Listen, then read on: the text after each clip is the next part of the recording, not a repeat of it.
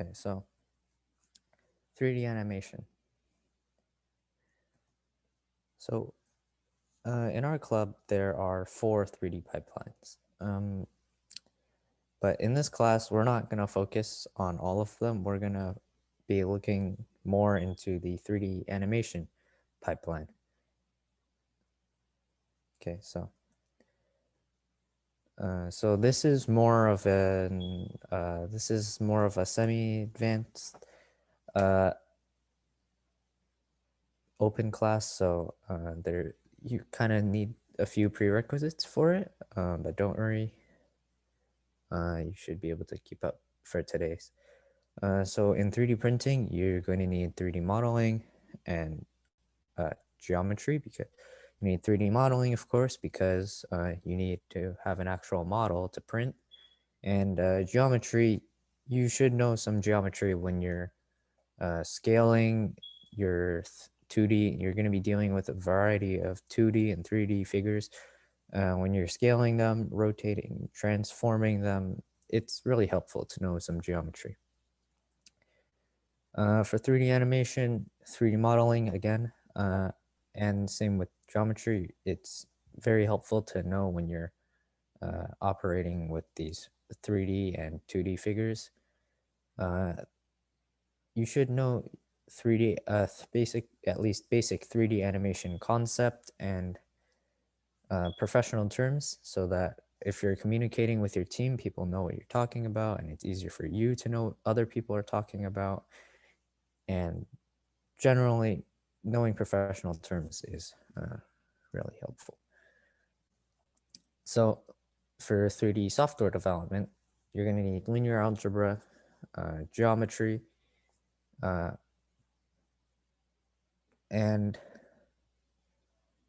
programming languages, because in linear algebra, you're going to be dealing with all of these coordinate systems. They're usually going to be in the form of matrices.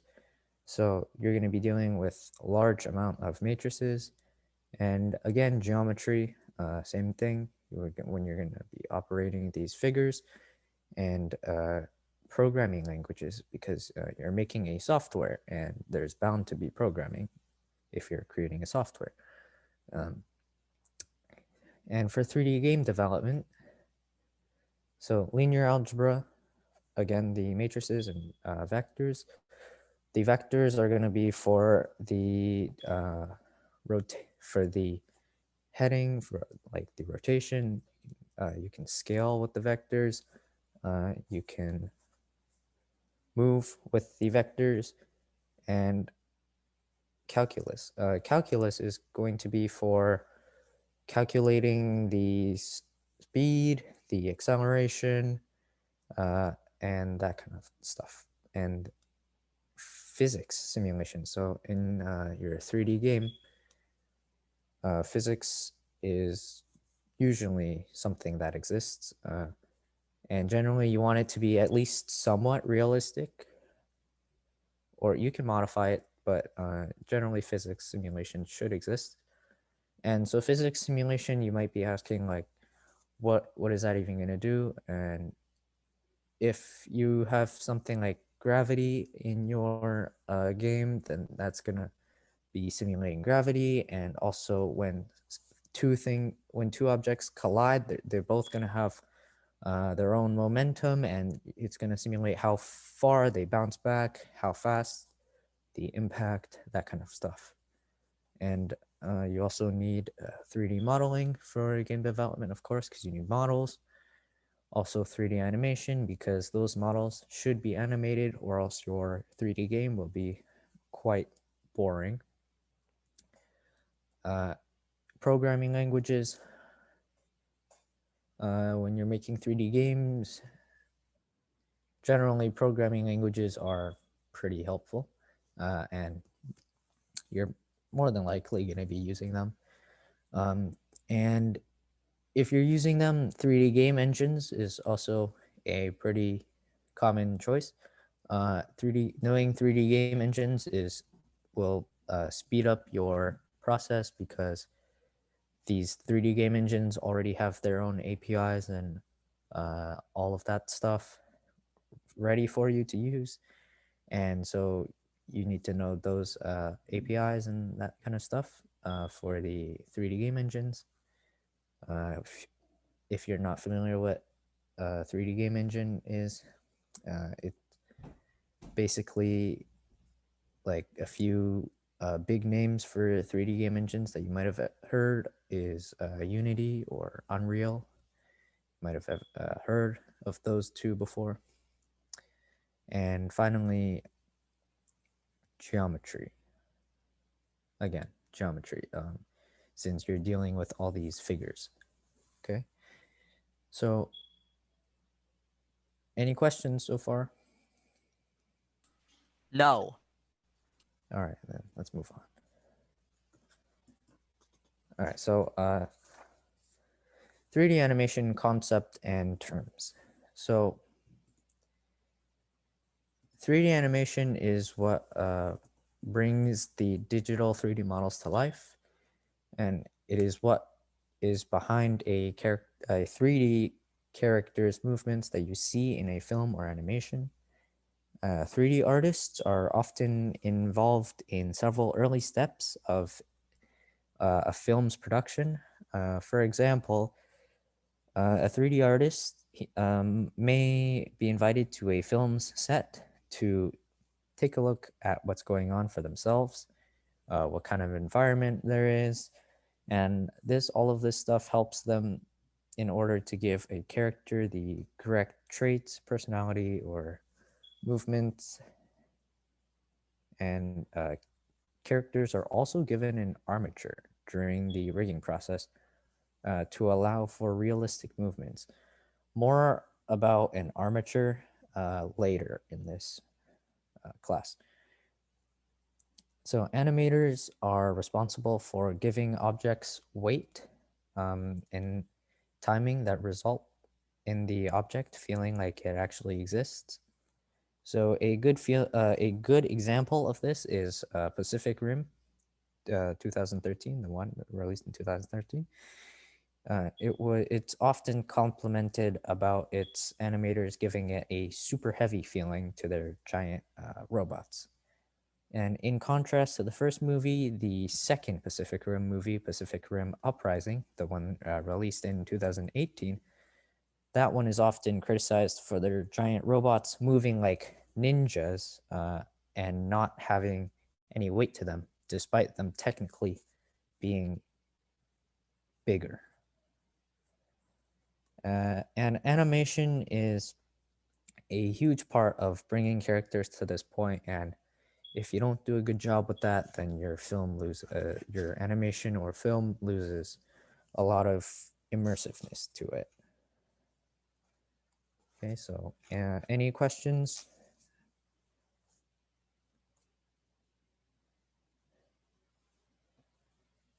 No? No. Okay, I'll just assume no. So 3D animation visual effects pipeline. So the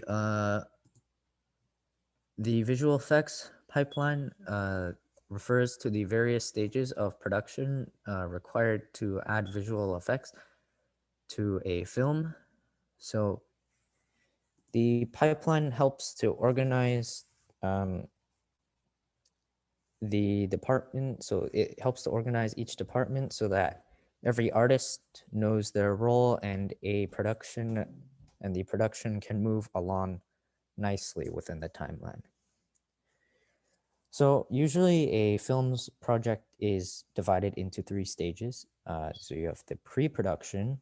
So you have the idea or concept first being developed. You have the script writers creating the script, the general planning, like the timelines or the budgets, and the actors, locations, that kind of stuff. Production. So this is when they actually start making the movie. Like, for example, you might have the filming taking place on set, or it can be on an actual physical location, or it can just be in a studio with green screens that they later edit to make it look like they're actually at a location. And post-production. So this is when the visual effects are applied to the footage and the sound editing, color grading all take place. And after post-production, the film should be ready for distribution. And the majority, by far the majority of the visual effects work happens in post-production. So yeah. Story. So the story is the foundation of every great film. So the story phase happens in pre-production, and it involves planning out the characters and the plot and the world. So screenwriters and producers, they will brainstorm ideas, and then after that they will turn it into a complete script. And if a book is being made into a film, a screenwriter may be hired to adapt the story so that it translates well on the screen. So some examples of a book being turned into a movie are Harry Potter and Mortal Engines. So a story is really important because, like, if you don't have a story here, what are you gonna make an animation about? So I have an example here. So here we go. So I have a animation here. So this is so this animation. So let's first watch this. So this is from the movie Polar Express. So this is an Oh yeah, I've watched this movie before. Yeah, nice. I think a lot of people should have watched this one. It's pretty well-known one. I did. And so basically, this is the scene. This is like inspiration for a 3D animation by me. So basically, you have this big train, and the tracks were covered in ice. So now the train It's is legit drifting. drifting on ice. Yeah, exactly. It is now drifting on a frozen lake. And so basically, that's the story behind this animation. And there are tracks on the other side, and it's trying to get to there before it falls into the water. And so basically, this made me also want to make an animation similar to this. So I actually went inside Blender, and I actually decided to sort of recreate this scene. And so here's what I made. So you can see. So as you can see, it's pretty similar. And Oh, if it's I very looks like it's almost looks like the exactly same thing.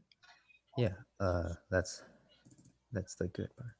So if I pull up here, so this is the rendered version. So you can see, this is just one of the scenes. The entire set, the entire sequence of scenes is still work in progress. But here's one of the scenes I completed already. And so this is what a story is important for. It's basically the inspiration for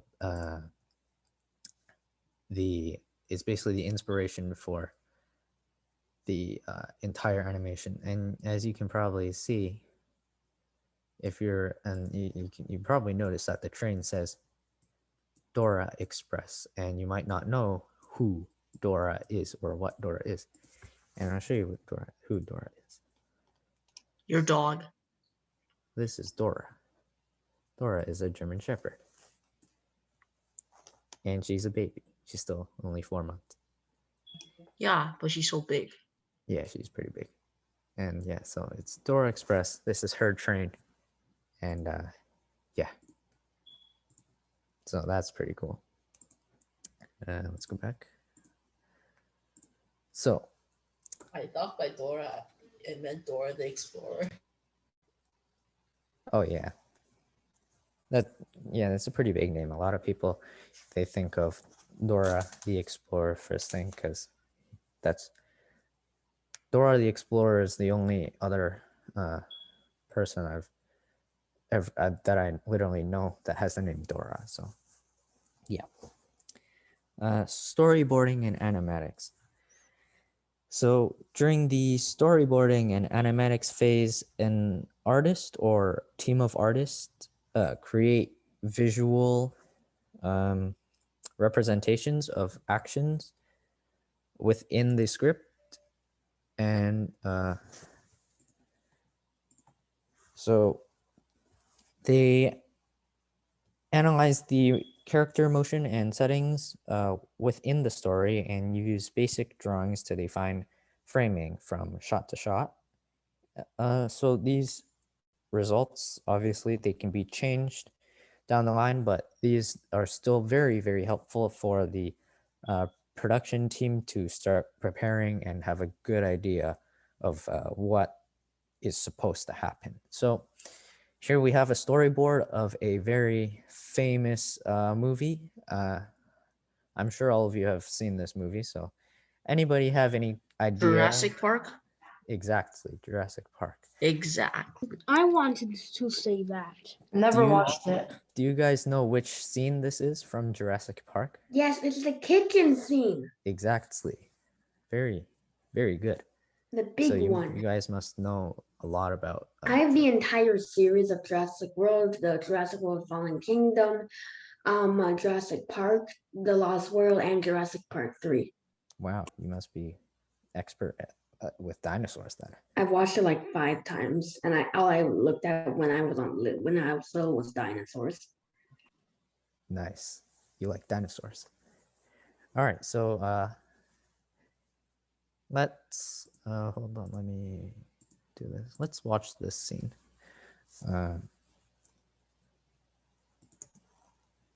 So I'm gonna make. So let's watch this scene and. Wait, so the comic strip you just showed us, it was basically the movie, but like drawn out.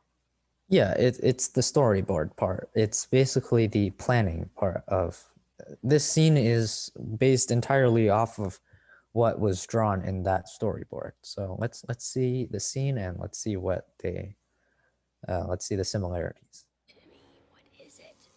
It's a velociraptor. It's inside.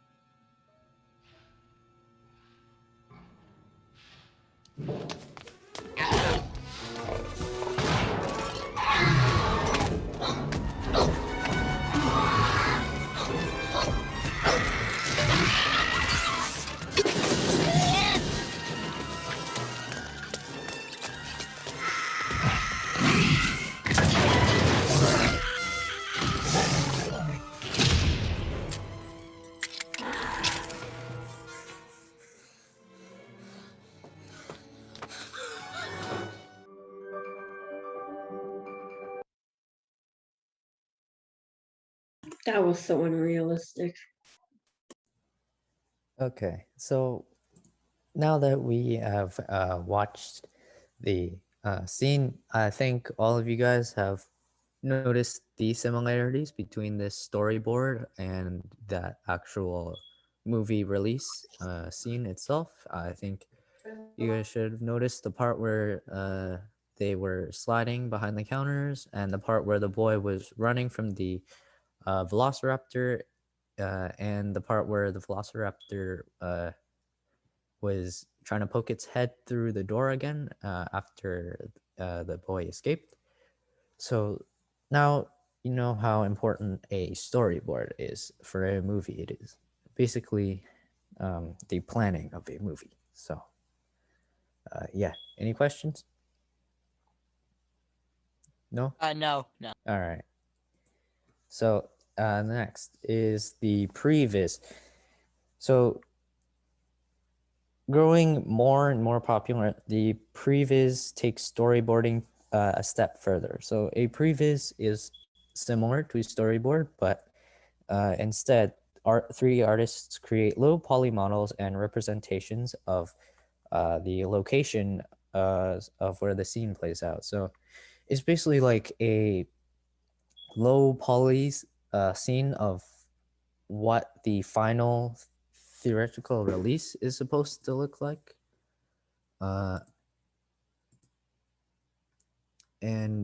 Yeah, so wait, hold on. Sorry. So they work with so the 3D artists, they work with the production team to set up camera angles and block out the complex scenes ahead of time. So this saves time and money on the set, since the artists, they don't have to worry about matching concept art, but just blocking out the shapes. And previs, as I said before, previs is growing more and more popular as big movie companies like Marvel Studios are now creating a previs for every one of their movies. So you can see here that this is a previs of Iron Man 2. So let's take a look at further of what a previs is. So I'm going to hold on. I'm gonna present this. So let's take a look at this. Here's a previs for a movie everyone here has probably heard of. Oh, yo, this is like the most OP movie. Yeah. So this is the previs for Avengers Endgame. You can see here that these are low poly, not very detailed representation. Wait, is that Baby Groot? Is that Groot or Baby Groot? Because I think Groot died in like the first one. Obviously, Baby. Groot isn't that small.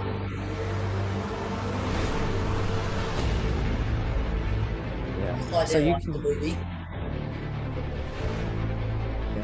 But you can probably see the similarities again. The previs is similar to it's similar to the storyboard, but it's animated. And you can see the similarities. The scenes are almost identical, some few minor changes, but pretty much the exact same thing happened. So you might notice that these characters, they're not actually the actors themselves, but just pure 3D Yeah, it just models. looks animated. Like the characters don't even look like the real. They are completely animated. They are not actual characters. A more realistic movie. A different.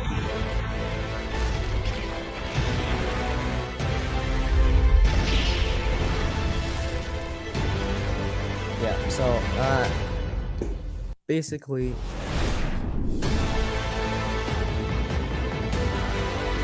that's what a previs is. It's just a low poly representation of the actual scene itself, and these previses, they're actually done several years before the actual movie starts filming.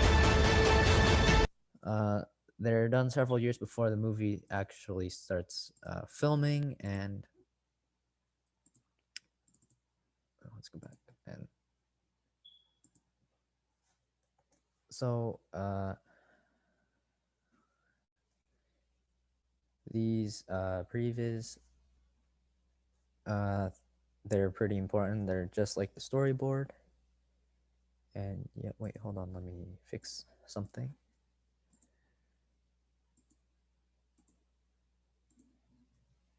So let me just wait for this. All right, here we go. So let's go next slide.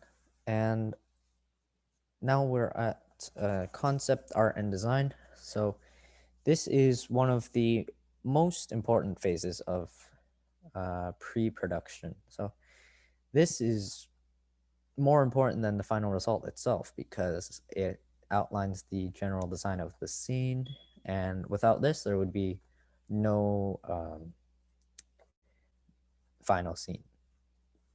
So here, a team of artists, they'll create the look and feeling of a film by drawing out the images that further define settings and characters and pretty much everything in the scene. The mood and meaning of a film is often defined by what is actually created in the concept art phase. So this is pretty straightforward, and I'm assuming that all of you guys have done some sort of art before, so you guys know what I'm talking about. And yeah. Next is layout and production design. So layout, also referred to as production design, it has a end goal of having a visual representation of what the final sets will look like. So this is really helpful because it helps figure out what is physically possible and what may need a digital set build.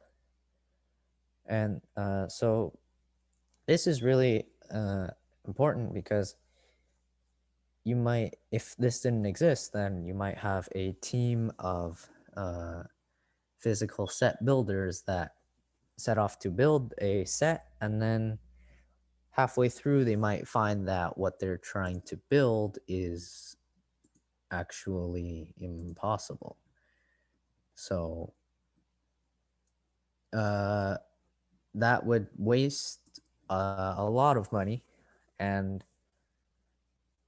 it would be a total waste of productivity because they would have to restart, tear the entire thing that they already just built down.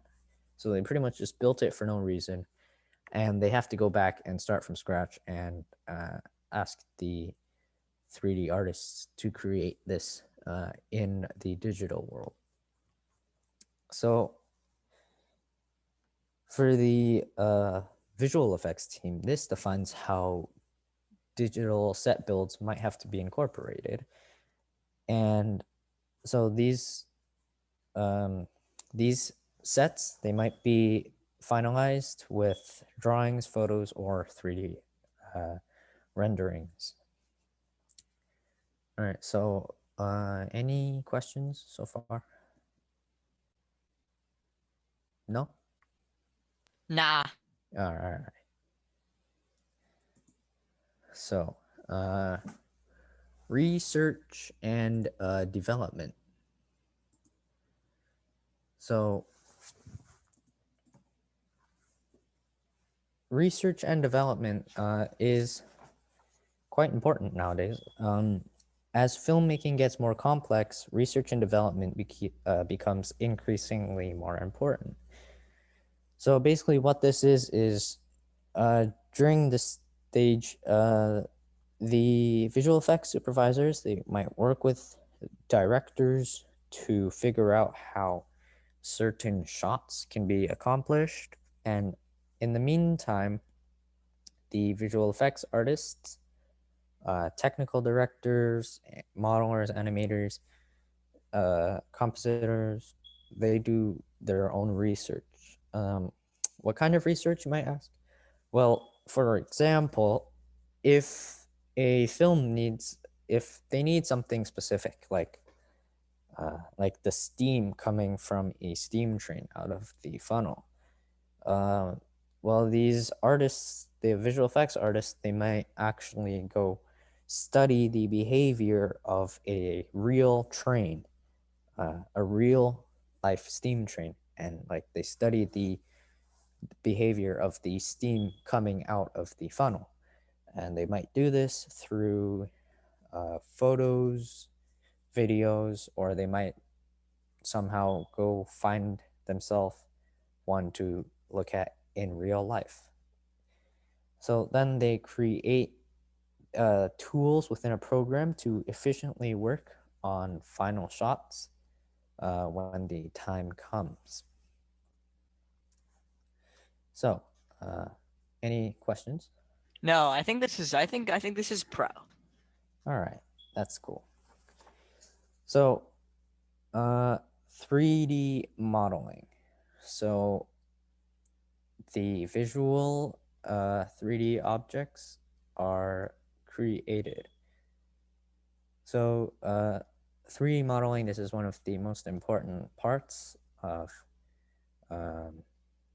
the film production, because this is when your actual models come up. And so hold on,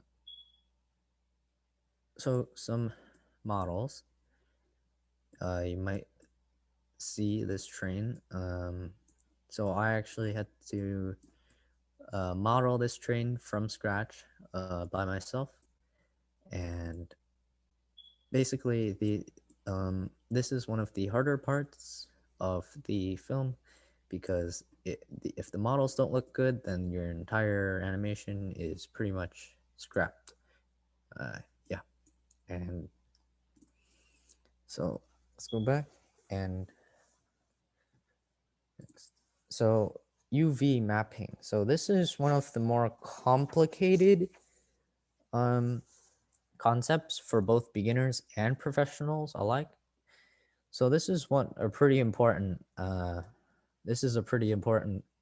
part of the this is what comes after the modeling. So basically what UV mapping is, it's taking the it's taking the 3D model's vertex information, and it's translating it into a 2D map. So you might be wondering why it's called UV mapping. It's called UV mapping because the 2D maps exist within a new coordinate system called the UV texture space. And you might be wondering, well, what does the UV mean? The letters U and V indicate the two axes in the 2D space, and they use U and V because X, Y, and Z are already used for the 3D coordinates. And I can show you, I'm going to show you a demonstration of UV mapping, since this might be a more confusing topic for a lot of people. So here you can see, here is a UV map. So here's a texture. I have a cube, and let's say I want to texture, I want to put the numbers, I want to put a number like 3 on one of the faces. Well, I can do that by, you can see, if you can sort of see here that here is the, this is like, if you can see where I'm clicking and where it's being highlighted, you can see that this is actually the map itself. This is the cube being unwrapped, so this is like the net. And if I go in rendered, you can see that if I align these properly, then each of these numbers should be projected onto a corresponding face. And let's say you don't want these numbers, I can change the map, and I can say I want to move it this way, and you'll see that the numbers are changing. They're rolling and they're changing according to what it is on the map. Or did you make it? Yeah, I made this is just a cube. It's very basic. Yeah, You it's just, the net of a cube, right? yeah, it's no, this is a cube, and you can unwrap it. So the net is displayed like this in a 2D map, and you can basically you can just you can tell the map where you want to what you want to project onto its faces. So if I move this out, you can probably see this better, but here is the actual net. You can manipulate it like you want. You can stretch it, and this kind of gives you more of a warped texture on the cube. You can see it's warped now. But it's basically just telling what to project, telling the map what to project by moving this around. There are many different ways to unwrap. One of the better ways is like Smart UV Project, but we'll go into those in more detail later. So you guys understand basically what UV mapping is now? Or any questions? Or Yeah, I understand. oh, you understand. Okay, that's good. No one else has any questions? Okay. So then we'll move on. So here we have texturing. So this is also pretty important. So this gives your objects an actual texture. So the 3D models are given materials based on, they should be based on what they are generally made of in real life. And so 2D maps, they're sometimes used to define how these properties change across a given surface. And so the creation and application of these maps is known as texturing or texture mapping. And examples of texture maps include normal map. So normal map is used to store the pixel information. It is generally pretty complex. It's complex pixel normal information. So these are typically used to create the realistic looking surfaces on generally low resolution objects. A diffuse map. So this is the evenly lit. This is the raw, evenly lit color information of a surface. The specular map. This defines how shiny a surface is. You might see a bunch of surfaces are very shiny. That's the specular map. And the reflection map. So this is how the reflectiveness is distributed. So reflectiveness could be distributed different ways, like it could be sharper or more smooth, gentle, different things. So generally UV mapping and texturing go together. Yeah. So now we have rigging. So rigging in its simplest form is creating a skeleton for a 3D model so it can be moved. And the skeleton, you might have heard me say this word before. Generally, it's often called an armature. So this is basically giving the model bones so that you can move it. And I'll show you a demonstration of a armature. So this is an armature. So you can see this. This is actually an armature. So these bone thingies. These are the bones, skeletons, and so once you have these processes, once you have done these processes of weight painting, skinning, you might be using inverse kinematics or forward kinematics. Your model should do this. It should follow the armature. It should be properly. You should be able to control the model with the armature. So this is what it should be looking like. So you can see it's a wheel. And if I hide the armature, you might be able to, never mind. But you might be able to see what it's doing. So this is basically, there are basically, the armature is basically controlling the entire wheel. And you might notice some joints. These joints, they function exactly how they do in the normal human body. They just define a pivot point for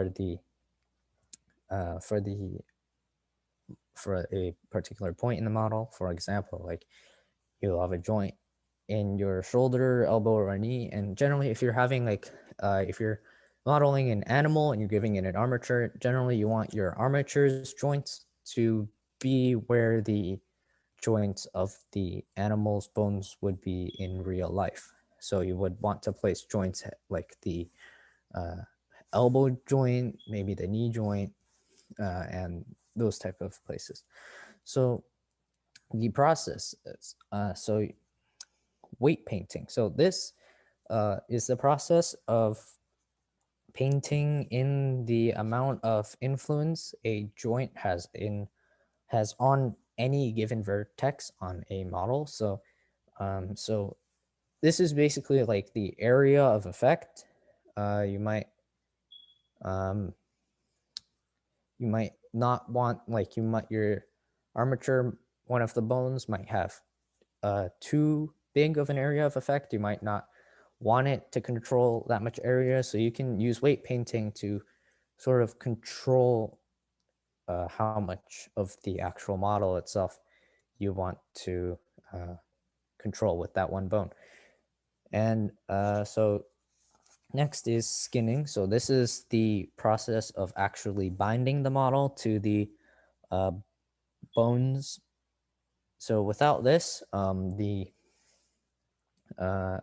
skeleton, moving the armature would have no impact on the actual model.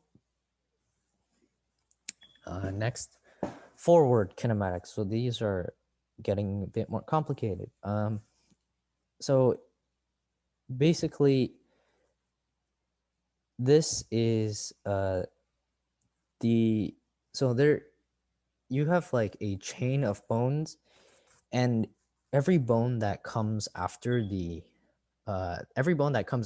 a bone is considered a child bone of that bone.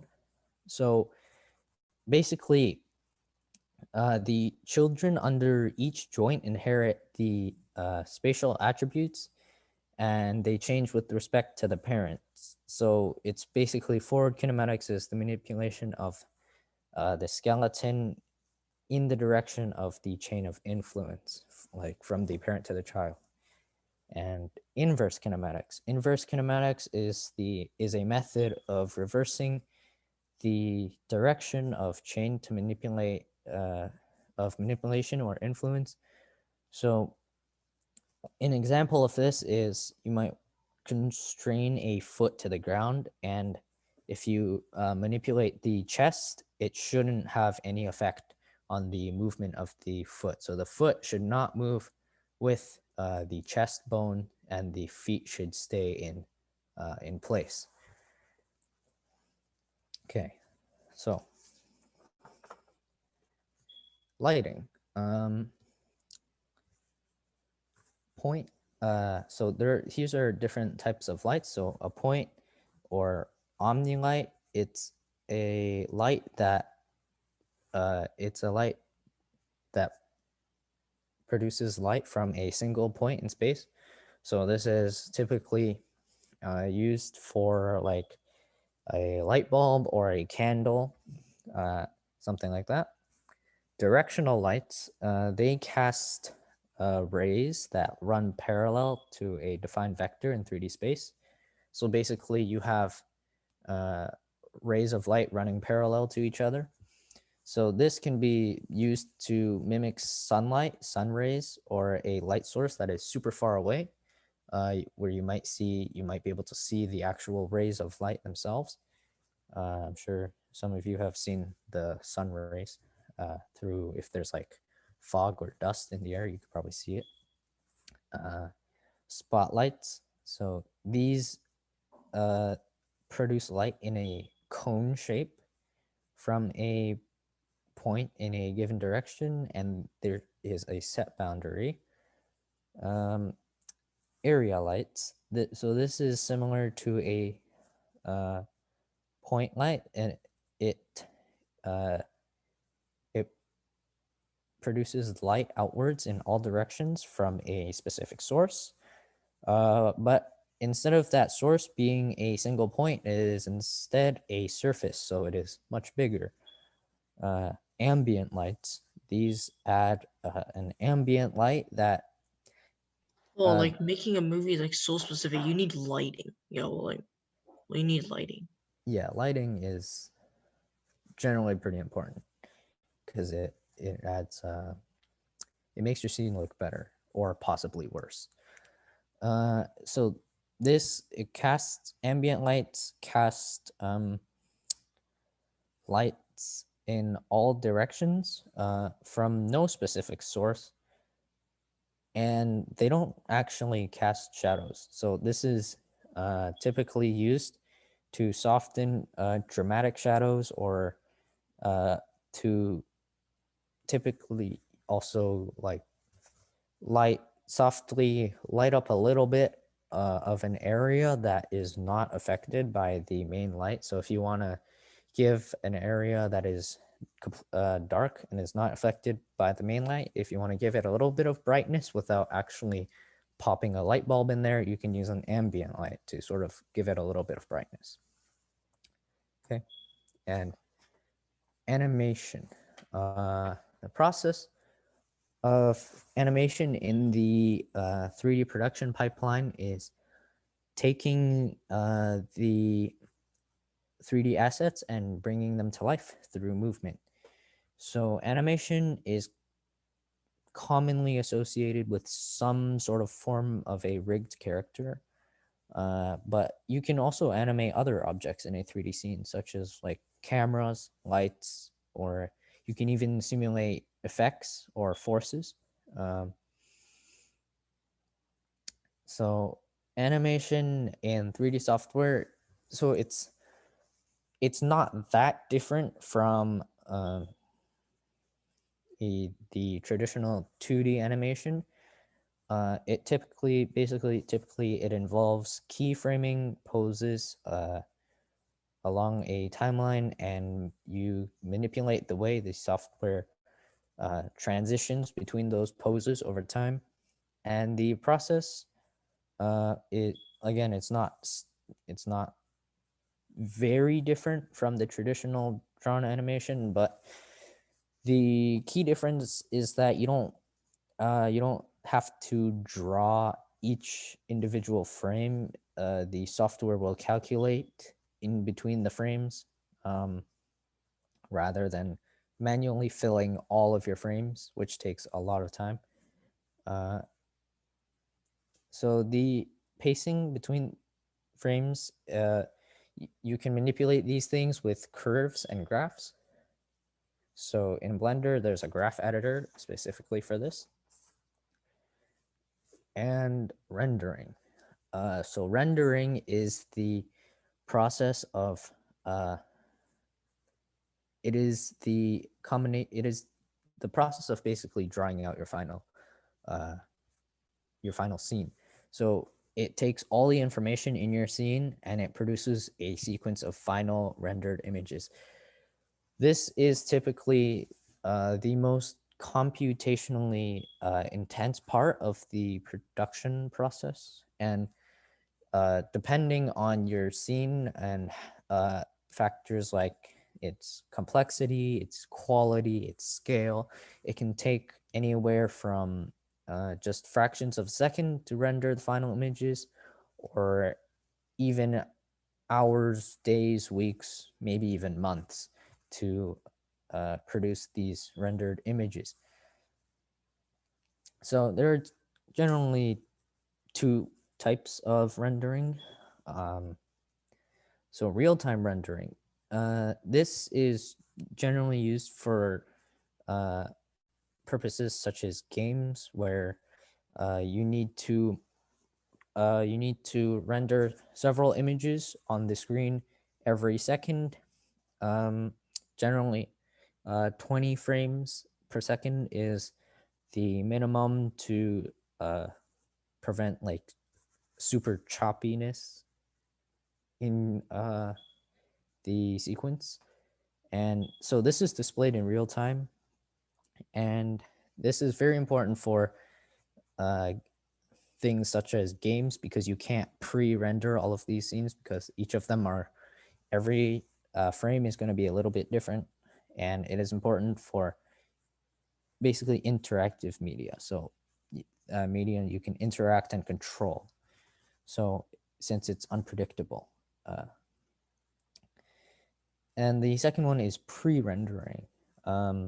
This is typically used when render time is not a limiting factor.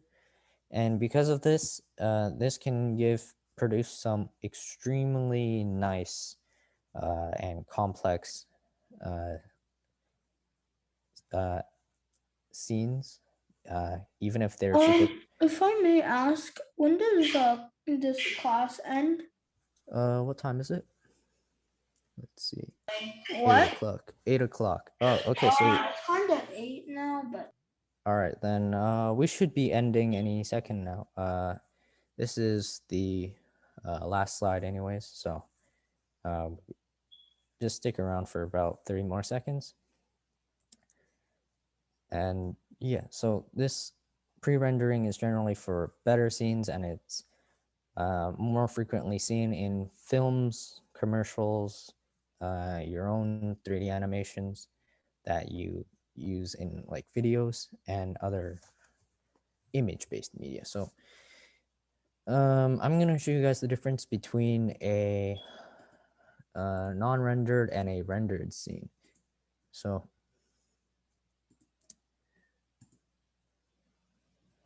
here is a scene. So there's spaceships firing at the Earth.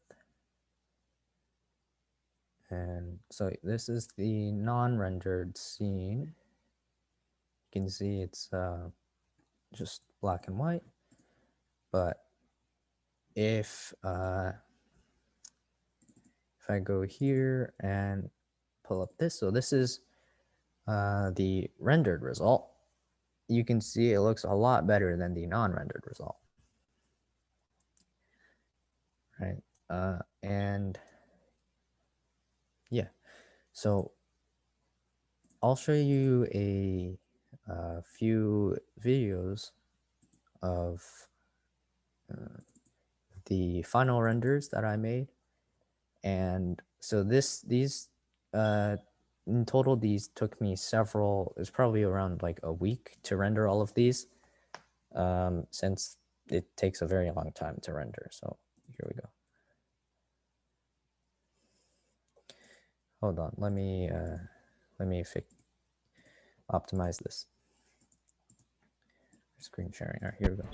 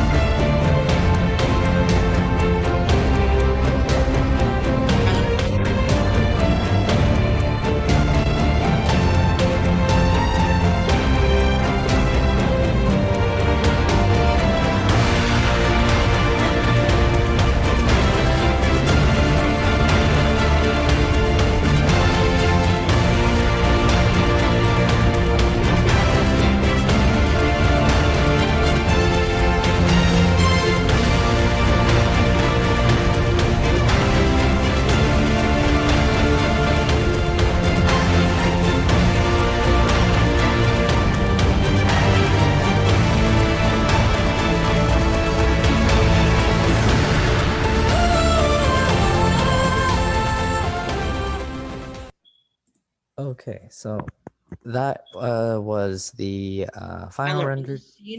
on the scene of the ship firing the missiles, isn't that like a World of Tanks? World What of the hell is Warcraft? a missile? You don't know Which what a one? missile is? The missile? Hey, Yeah. it's Missile, not 804. myself. I mean, like the part where the ship like fired the missile, isn't that like a World of Warships reference? All or right. So let's just get this. Wait. All right. I'll answer that question in a second. So, some people are getting impatient, and I think we should let them go since it is 4 minutes over time. And yeah. So that's basically this class. What do you guys think of it? This is Is pro.